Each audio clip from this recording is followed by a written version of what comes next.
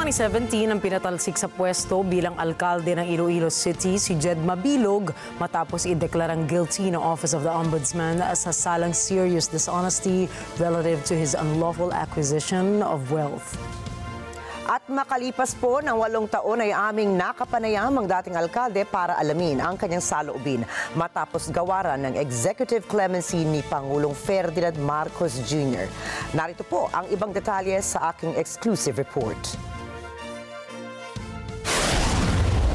Kinumpirma ng Malacanang ang paggawad ni Pangulong Ferdinand Marcos Jr. ng isang executive clemency para kay dismissed Iloilo City Mayor Jed Patrick Mabilog.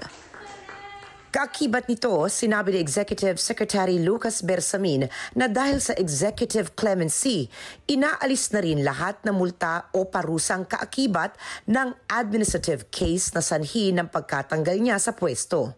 The President decided to grant the request of former Mayor of Iloilo City, Jed Mabilog, because he pleaded that his liabilities or disabilities under that decision of the Ombudsman should be expunged. Sa statement, sinabi rin ni Bersamin na pinagbigyan ni Pangulong Marcos ang hiling na executive clemency ni Mabilog dahil na rin sa matagal nitong commitment sa mabuting pamamahala na pinatunayan ng mga gawad at parangal sa Iloilo City noong siya pa ang alkalde nito.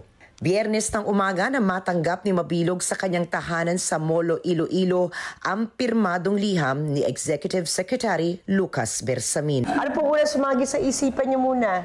Siyempre, obviously, ang nararamdaman niyo is relief, I would presume, of course, pasalamat talaga sa Panginoon.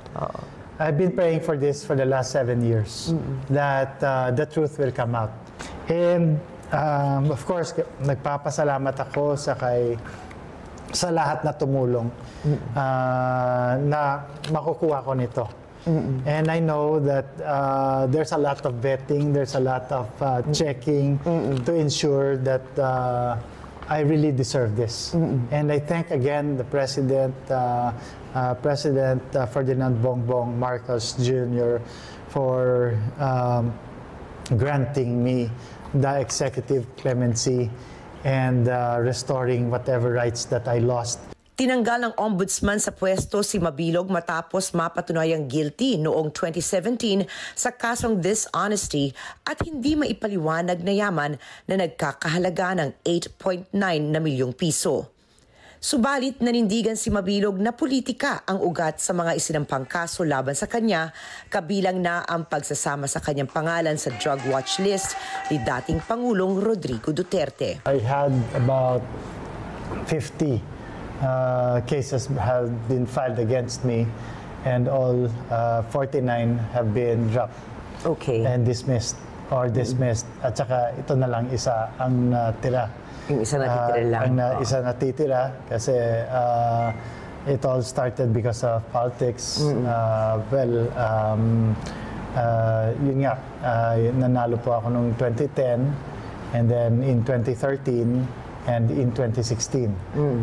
Sa 2013 and 2016, overwhelming na yung mga votes na natanggap ko, which is a big majority of... Landslide nga landslide. Diba?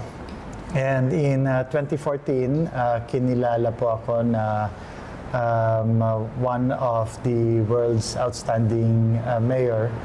I was awarded and recognized. I was the 5th all over the world. Actually, it was in 2016, I think in August of 2016, when my name was one of those that were mentioned by the former president.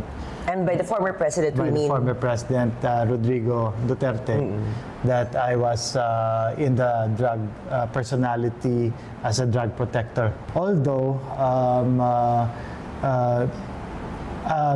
Iloilo City, under my leadership, including myself, has received recognitions from PIDEA and from the Philippine National Police from the years 2013, 14, 15, and 16 and even on the year 2017 that we had best practices on our campaign against illegal drugs. Nanindigan itong umalis siya at ang pamilya ng bansa dahil sa mga death threats na kanilang natatanggap. Plano rin itong magharap ng mga kaso sa mga responsable sa pananakot sa kanilang seguridad sa mga darating na araw. I went to Japan I was a speaker on an international conference on climate change. And when I got word, then I decided na po na hindi na po ako babalik because of the death of the threats to my life and my family. Do you have any idea, Mayor, kung kanino specifically nanggagaling yung mga threats na yun? Meron bang ikaw na mga suspicions? Yes, as a matter of fact, ang nakita ko, ang pag-alis ko, yung may naka-benefit. I've learned also recently when I came back that it was already part of the grand plan to destroy my reputation and my person. So in due time, I will be filing the proper cases against them.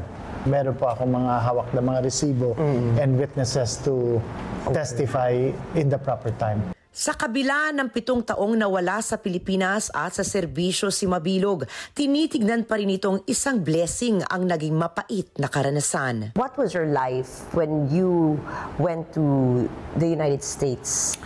It was, I thank the Lord for giving me this opportunity. In these 7 years, it was the most beautiful years of my life because I was able to spend these years